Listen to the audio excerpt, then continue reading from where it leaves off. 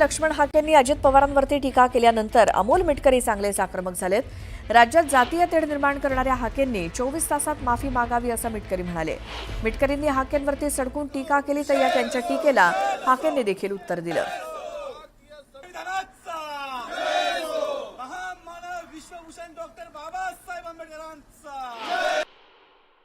राज्य मागास आयोगाचा ज्या पद्धतीने गैरवापर करून स्वतः त्याचा मलिदा लाटून मी ओबीसीचा नेता आहे म्हणत ओबीसी आणि मराठा असा सामाजिक वाद निर्माण करणारा जो कोणी हाके नावाचा माझ्या शब्दामध्ये जो झाकण झुले आहे 24 तासाच्या आत त्यांनी राज्याची माफी मागावी आणि इतकंच नाही तर त्यांनी ओबीसी आणि मराठा वाद लावण्याचं पाप करू नये।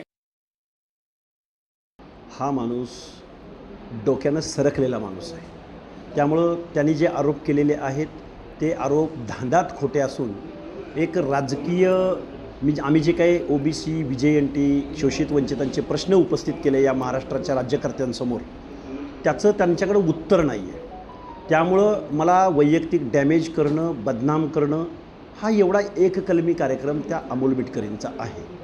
त्यामुळं असल्या आरोपांना मी त्याच्या भीकसुद्धा घालत नाही। अमोल मिटकरी गर्दुल्ल्या, तू कारखानदाराच्या पक्षाचा प्रवक्ता, तुझी बुद्धी गहाण पडली।